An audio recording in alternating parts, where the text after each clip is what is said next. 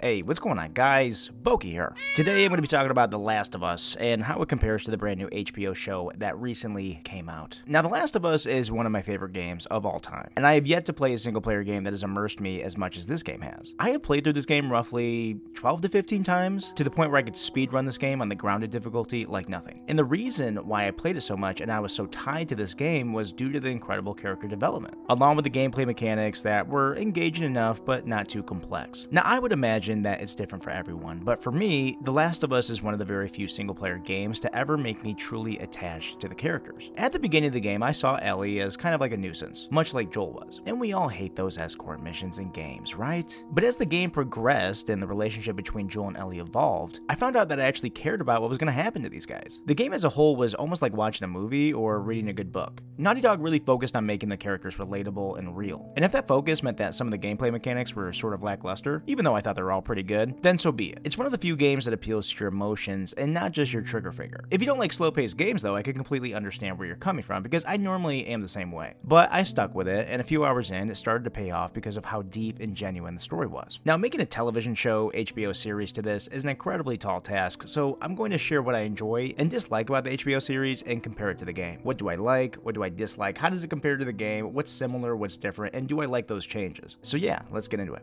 Now, first of all, I want to see them open more drawers and cabinets, man. What the F? The game is pretty much all drawers and cabinets. This show needs to follow the IP more closely, okay? They better be hucking bricks and bottles all over the place at some point. I'm just kidding. While I was watching, I was marveling to myself that there are so many people whose entire jobs are to write stories and plots that are purely to entertain us, and I love that. That being said, I'm sure one of the biggest hurdles of writing the show was writing not only a story that would keep those who haven't played the game interested and engaged, while doing the same for those who have played the game. It's not an easy job, I would wager. I would think that every little change was highly scrutinized. I would also imagine that if they didn't change anything and kept it all purely consistent with the game, that there would be as many people complaining that they could just go on YouTube and watch the cutscenes if they were just going to make the show exactly like the game. They have to deviate from the game a bit if they're going to keep both camps happy. So I'm in the camp of being glad for whatever choices they have made to deviate, purely because I like to be surprised when I'm watching a show. It's really that simple. I will say though that the small little details and tributes that they put into the first episode that are really faithful to the game were just amazing. There's a lot of small moments that I'd have to watch again just to list them all, but the music being a huge one. So many other small things that put me right back into the game, but in a new way that I didn't expect. The scenery seemed really authentic, and I thought they did a relatively good job of inside quarantine zones, and thought that the CGI of the building's collapse was pretty good and true to the video game. So first, let's talk about the first episode and how it compares to the game. The first 30 minutes just flew by, and despite it going about differently from the game, it still felt very true to it, especially the way they frame it from Sarah's perspective like they did in the game. I also love the opening, and it made me wonder if it was something that they wish they could have had in the game too. The prologue sequence was faithful down to the minute. There was details like camera angles and the most powerful or wholesome scenes that were taken one for one pretty much. I think we need to show the industry how much we appreciate this so others can learn from it. Truly. A core difference is that the show dives into Sarah's normal life before the chaos begins, and I really don't mind this change. In the game, having to play through Sarah going through school and stuff like that wouldn't be as fun, and I don't think it adds enough to warrant making it a big long cutscene or something. But instead, in the game, we connect with her through taking control of her, learning about her through her bedroom and how she acts, and then the feeling of terror build up inside of us, as it does in her when things get crazy. I think the average viewer is less likely to pick up on it than they would in a game, because I feel like the interactive elements of the game ignite a sense of curiosity, so adding more context first is a good solution. So I understand why they did that in the show. And that's what I'm loving about this adaptation. It seems to know what to change and what not to so far. Well, at least in the beginning. I'll talk more about what I didn't like. But anyway, spending more time with Sarah was a great call, as it made the gut punch later hit even harder. I also like that once we got to the scene on the couch, it was basically a shot-for-shot recreation of the opening of the game. The fake out of the car crash was actually kind of cool in my opinion. We all expected it and then it didn't happen, so it kind of kept us on our toes. Even Tommy makes it feel like a video game when he says like, "Head to the river, I'll find a way around." Head to the river, I'll find a way. It's like, dude, you can still get around the car. It's not even on fire really. You can still climb over it.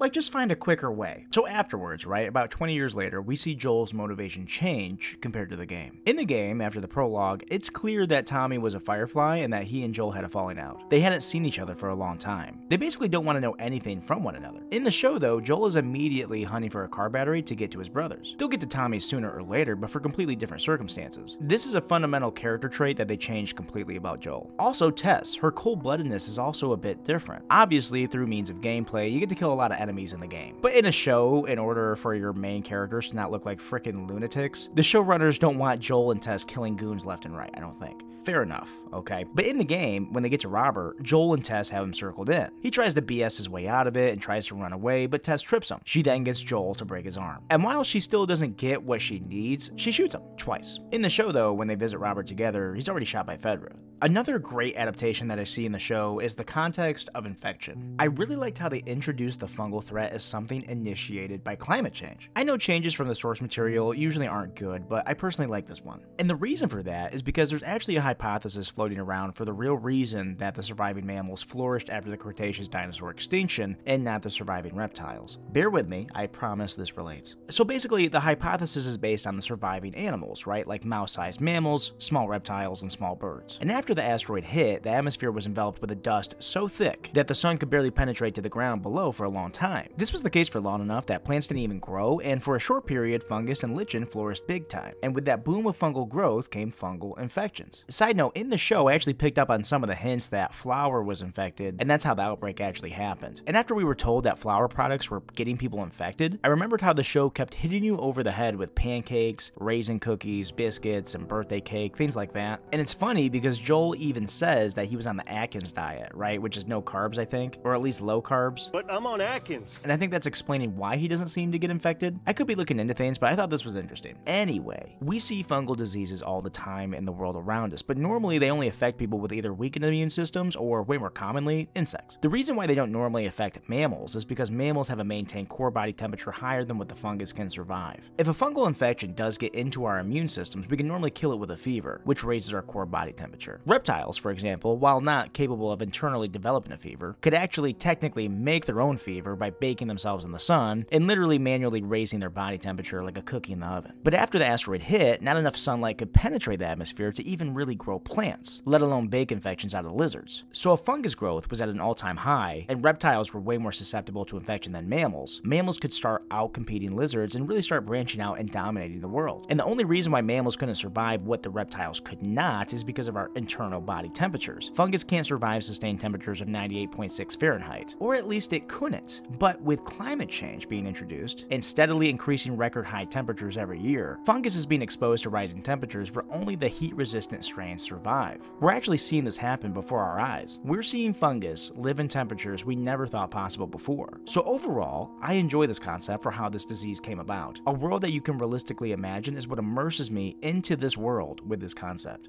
I like it. So here's some other key differences I saw in the show. One, if they step on specific points on the ground, a horde of infected instantly know where they are. Or like if they kill an infected that's attached to the ground in one way or another, it's all connected underground and it triggers the rest of them. Which, honestly, I wouldn't even try leaving the QZ if that were the case. This really amps up the intensity of the infection. Number two, also in the game, Joel wasn't searching for Tommy. They had a falling out and were not in constant communication. The third thing is that they didn't leave the QZ in search of a car. That was Joel's backup plan after Fedra killed the Fireflies waiting for Ellie at the Capitol building. And the fourth one that I can really think of right now is that in the game, Joel is only looking for Bill. Frank is only mentioned by name, and Joel and Tess had zero prior knowledge of his existence. Frank and Bill did have an intimate relationship of sorts, right? They call him Bill's partner. However, Bill does not die in the game, and he is not on good terms with Frank. Frank actually hates him and heads off on his own, gets bit, and hangs himself in a garage. Pretty sad stuff. Now, speaking of Bill and Frank, I just wanted to touch on episode 3 that got review bombed and just explain where people are coming from and why they might have disliked this episode. And no, it's not because Bill is gay. I mean, yeah,